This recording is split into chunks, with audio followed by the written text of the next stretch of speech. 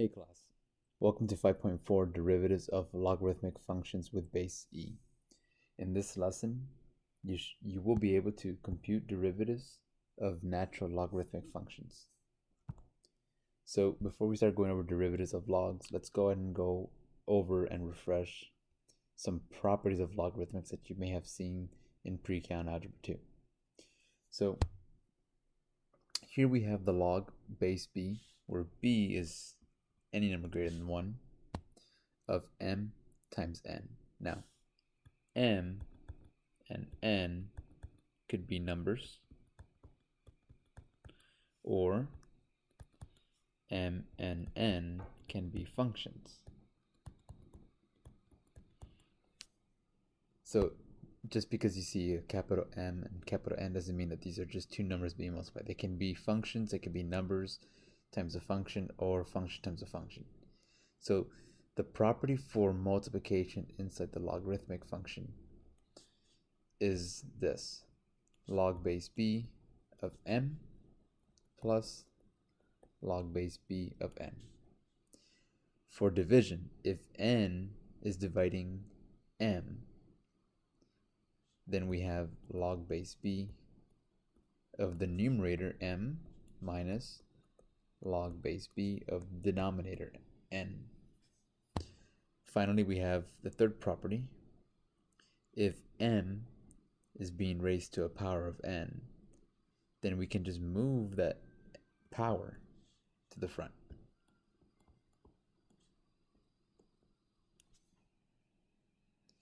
Now, on this side of your worksheet, you have what's called ln.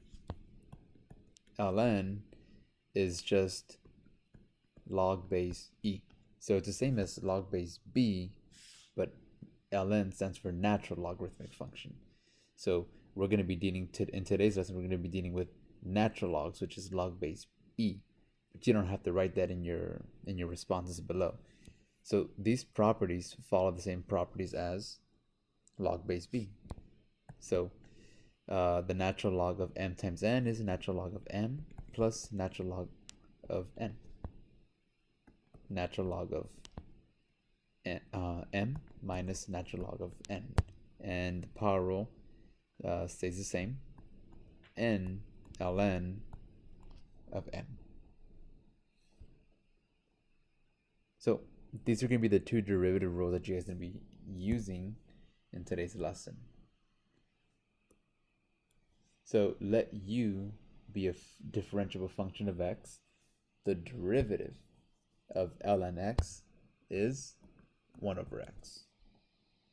That's a derivative rule for natural logarithmic functions. Now, sometimes you're not going to be just having a simple x. Sometimes that can be a function. For example, u. So the derivative of ln u is 1 over u, the same as the natural log x derivative.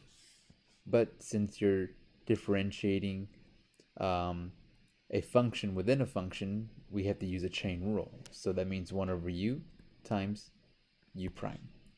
Or you can write it like this: u prime over u. So either representation is fine. So let's go ahead and do our first few examples here on this page. Example, find the derivative for each of the following logarithmic functions.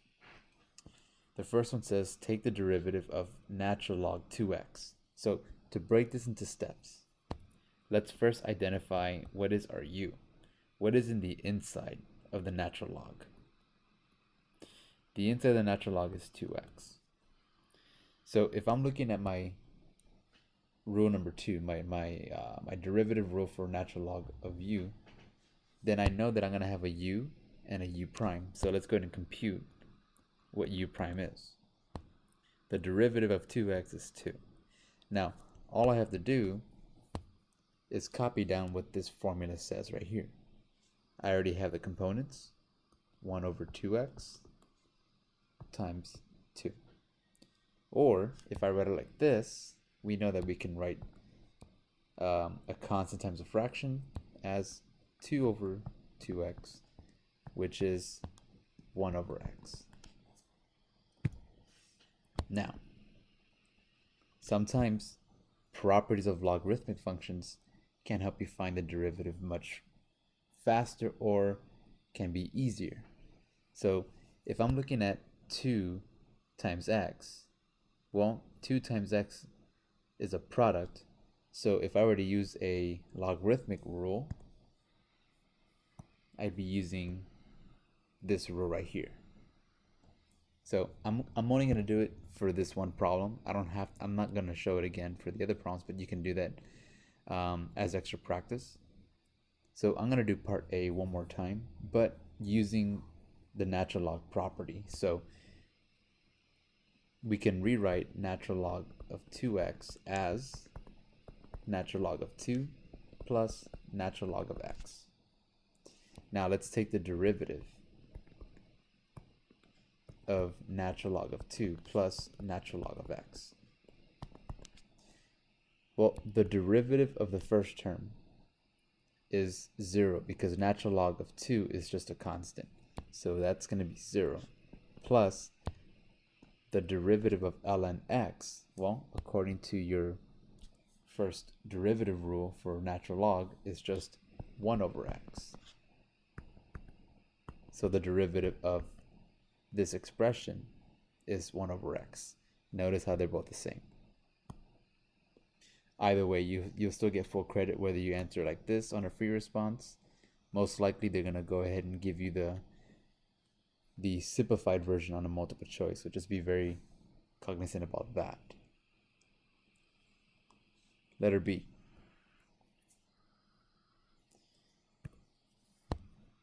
We have the derivative of ln of x squared plus 1.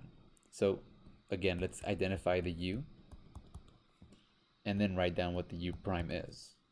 The derivative of x squared plus 1 is 2x. Now, there isn't a rule for us to rewrite this. There isn't a sum rule in the inside. So the derivative is going to be straightforward. The derivative will be 1 over u, which is x squared plus 1, times 2x. And you're done. Now, if you want to rewrite it, you can write it like this. In some cases, there may be some further simplification that may need to be done if it's multiple choice. But in this problem, there's no need to simplify it. There's no common factors. So you cannot cross out x's. That's a big no-no. Letter C, we have the derivative of x, natural log x. So before we start taking the derivative, we have to identify what's happening inside, what's happening in between x and natural log x. And there's actually multiplication going on in between. So we're going to have to use a derivative rule, which is called the product rule. So let me go ahead and write down the product rule.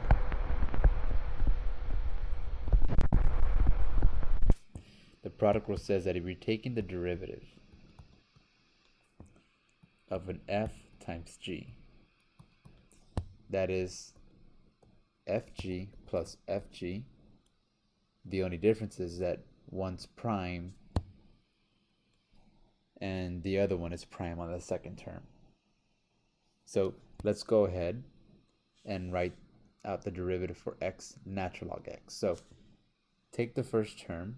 So pretend f is x and g is ln x. So the derivative of x ln x would be taking the derivative of x first, which is 1. Then keeping the ln x, which is the g, plus f, which is the original first term, that's x, times the derivative of g prime. Well, pretend g is ln x. The derivative of ln x is 1 over x. And you're done. There's no need to simplify this. Letter D, we have the derivative of natural log x quantity cubed. Not to be confused with the power property of logarithmic functions. So let me just demonstrate what the power property of logarithmic functions will look like. ln x to the third. However, this third is raising the entire ln x, so you don't get this confused with properties of logarithms. So in this problem, we're going to have to treat it like a chain rule problem. Pretend the inside of the parentheses is some x, and that x is being raised to the third. So the derivative of x to the third is really 3x squared. However, that's not a simple x in the inside, so the chain rule must follow. So we're going to go ahead and write out our derivative. So let me do it over here.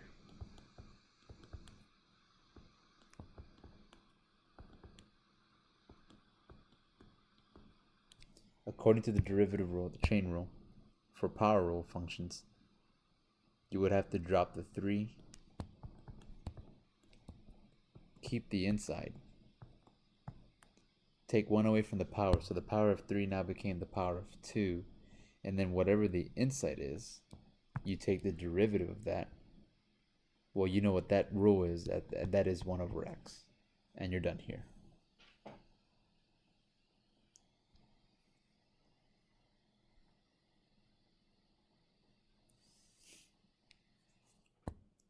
So I'm going to skip down to this part because we already know what the properties are here according to the do now that I had you guys, or that I will have you guys do in class.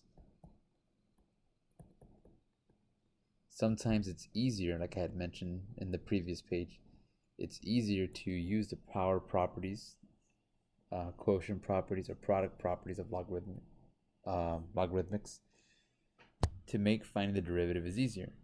Okay, so let's go ahead and rewrite this square root. That's not a very friendly symbol that we like to see in AP Cal, so we want to go ahead and make it more friendly for us to use an actual derivative rule. So rewriting the square root is the same thing as raising something to the half power. Now, before I start taking the derivative, I can use this property here. What does that mean? That means that you can drop the half in front of the natural log of x plus 1. So I'm not taking the derivative yet.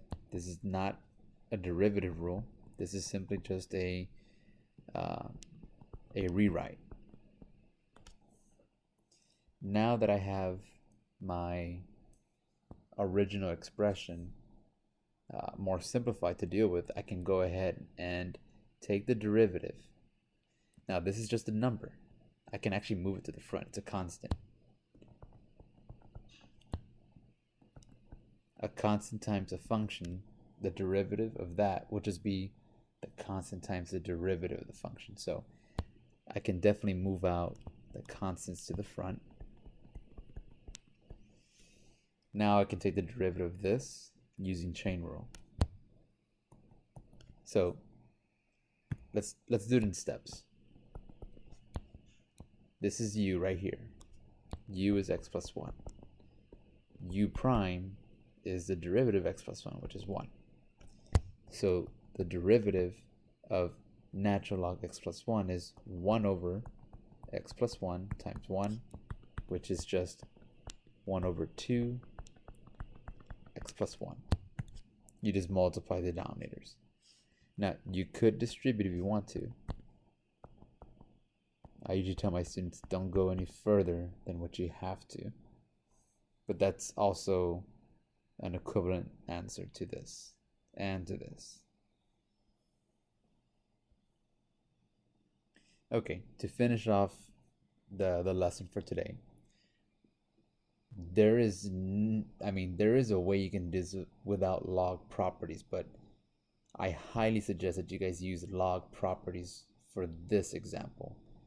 For the other example, you can still do it without the log properties, but this example will be very, very, very tough if you don't use the properties of logarithmic functions. So we're going to do a lot of rewriting before we start getting to the derivative. So let's go ahead and begin by rewriting. Let's go ahead and identify what's happening.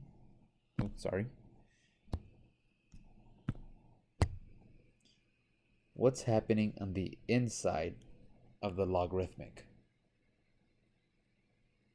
So overall, I see division. That's the big picture that I see here. Division. If you let this entire numerator equal m and the entire denominator equal n, you really have a natural log m over n. Okay, so I'm going to erase this real quick so that we can actually do our rewriting below. So using the division rule for logs, we can rewrite this as f of x equals natural log of the numerator minus the natural log of the denominator. That's supposed to be a minus. Now, over here, I noticed that I can still use a couple more rules because x is multiplying x squared plus 1 squared. So rewriting this in using the product rule for logarithmic functions, I just write ln x, which is the first thing that's being multiplied. The plus is the rule for product, natural log x squared plus 1 squared. Now, making this square root into a rational power, I can write that as a half power. Now, the last property we're going to be using in this rewrite is the power rule, because I noticed that I have a power of 2 and a power of half. According to the power rule for the power properties for logs, those just go to the front. This is not a derivative. It's just the properties of logarithmics that are working here. So this will be my final rewrite, and you'll really appreciate how much less work you would have done using the logarithmic properties here. So now let's go ahead and just take the derivative of each log one at a time. So the derivative of natural log x is 1 over x plus 2, just drop the 2. The derivative of natural log x squared plus 1, I'm just going to go ahead and just write it all out. It's going to be 1 over the u times the derivative of x squared plus 1, which is 2x, minus, drop the constant, the derivative of natural log of 2x minus 2x cubed minus 1, well, you're going to write the u underneath 1, times the derivative of 2x cubed minus 1, which is 6x squared. So this is now the derivative right here. So I should have wrote that in the beginning. So this is now the derivative. These last two steps are just the rewrites of f of x. So all I have to do is just clean this up a bit. So I'm going to just go ahead and get the 2 and multiply to 2x. I'm going to go ahead and get the 6 and divide it by 2 since I'm multiplying by a half. My final version of the derivative is going to be 1 over x plus 4x over x squared plus 1 minus 3x squared over 2x cubed minus 1. And that completes the lesson for this video.